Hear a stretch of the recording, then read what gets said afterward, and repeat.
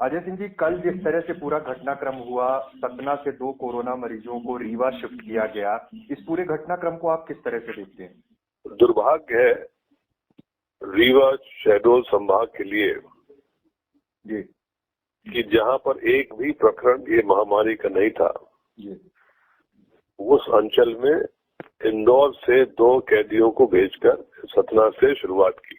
जी एक तरफ सरकार की योजना है कि लॉकडाउन करो, जी जिस एरिया में कोई ऐसा केस आता है उसको कंटेनमेंट जोन बनाओ।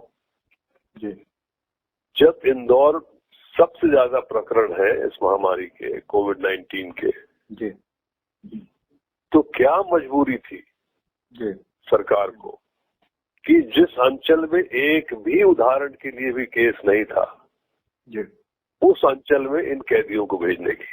जी एक तरफ सरकार कहती है कि यदि आपके परिवार में किसी को ऐसा सिम्टम्स आते हैं जी तो किससे किससे मिले हैं वो आप व्यक्ति पिछले कुछ दिनों का, उनको सबकी जांच होती है। जी जब ये कैदी वैसे ही इंदौर में थे जी तो कितना बड़ा खतरा सरकार ने लिया उस गाड़ी वालों के ऊपर, जी उनके परिवार वालों के ऊपर, और पूरे रास्ते भर जी 750 किलोमीटर भेजने पर। जी ये चिंता का विषय है और इसीलिए मैंने ट्वीट किया था जी कि ये किसकी साजिश है, किसकी उपज है जी इस तरह की बात करने की। जी अजय सिंह जी, एक बड़ा मसला ये है कि इंदौर से आप शिफ्ट करते हैं जबलपुर के रास्ते सतना तक। पहली बात तो यही जरूरत कि इंदौर से उन्हें लाया क्यों गया, इस पूरी व्यवस्था पर सवाल खड़े हो रहे हैं। वही तो मैं कह रहा हूँ, जब एक तरफ आपकी योजना कुछ है, जी शहरों को लॉकडाउन कर रहे हैं, जिस एरिया में ऐसे प्रकरण निकल रहे हैं उनको कंटेनमेंट जोन बनाया जा रहा है, जी तो क्या मजबूरी थी जी इनको सतना लाने की और सतना से फिर रीवा ले जाने की? जी अभी जो हालात हैं यहाँ पर बड़े स्तर पर आम जनमानस में बड़ा विरोध देखा जा रहा है और ये कहा जा रहा है कि किसी भी तरह से इन्हें यहाँ से हटाया जाए। और सरकारी पक्ष की अगर बात करें तो उनका तर्क ये हो जाता है कि मेडिकल कॉलेज रीवा है इसलिए यहाँ शिफ्ट कर दिया गया। तो ये इस पर आप क्या कहना? नहीं तो क्या मेडिकल कॉलेज रीवा ही भर है इंदौर से लेकर यहाँ तक? जी इंदौर में मेडिकल कॉलेज नहीं है। जी इंदौर में इसके लिए अलग से अस्पताल चिन्हित क्या नहीं किया गया है? जी भोपाल में एक अलग से प्राइवेट हॉस्पिटल को कोविड-19 के पेशेंट्स के लिए चिन्हित किया गया है।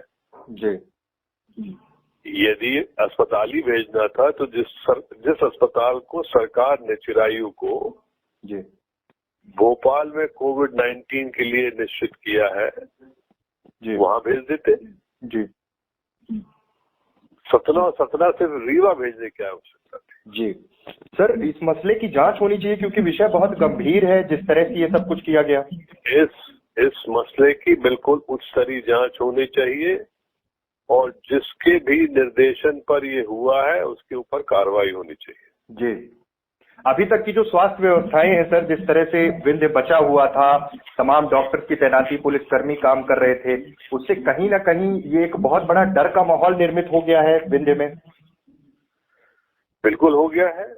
हमारे यहाँ अपने अंचल में कितने लोग बाहर से आए हैं, जी चाहे वो दिल्ली में काम कर रहे होंगे या सूरत में, गुजरात में, महाराष्ट्र में, लेकिन एक भी उदाहरण के लिए कोई प्रकरण ऐसा नहीं आया।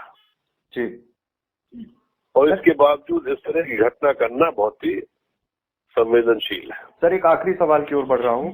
जिस तरह से प्रदेश में अभी के हालात हैं, एक बात की मांग बार बार उठ रही है कि बिना मंत्रिमंडल, बिना कैबिनेट के अकेले शिवराज सिंह चौहान हर चीज का मोर्चा संभाल रहे हैं, जिसके कारण शायद चीजें और नियंत्रित नहीं हो पा रही। इस बारे में आप क्या कहना चाहेंगे?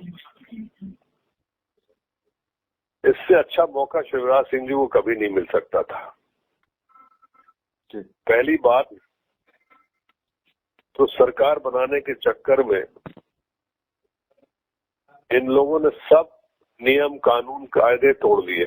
जी मैं पूछना चाहता हूं, शिवराज सिंह जी शपथ लेने के समय क्या जो 22 विधायक बेंगलोर से लाए गए थे, उनकी क्या कोई जांच हुई थी? कोई आइसोलेशन में गए थे? जी। एक साधारण मजदूर महाराष्ट्र या बाहर से कहीं आ रहा है, उसको भी आज भी जिले में आइसोलेशन में रखा गया है। जी। लेकिन इनके विधायक जो बागी विधायक हैं, उनको भोपाल लाया गया, दिल्ली में नड्डा जी के साथ उनने सदस्यता ली, और उसके बाद शिवराज सिंह जी को क्या, वन मैन आर्मी है, रोज विज्ञापन निकालो और मामा लगा हुआ है काम में। जी। मैं ये नहीं कह रहा हूं कि मामा नहीं है जी। शिवराज सिंह जी, लेकिन ऐसे समय पर जी। जितने लोगों की मदद ली जाए वो कम है। जी। और यदि मंत्रिमंडल और सुमन्ना है जी। तो भाई पहले ही बना लेते। जी। कम से कम हर अंचल में जाके एक मंत्री मोर्चा तो संभाल लेता। जी। जी जी, बहुत बहुत धन्यवाद सर। धन्यवाद।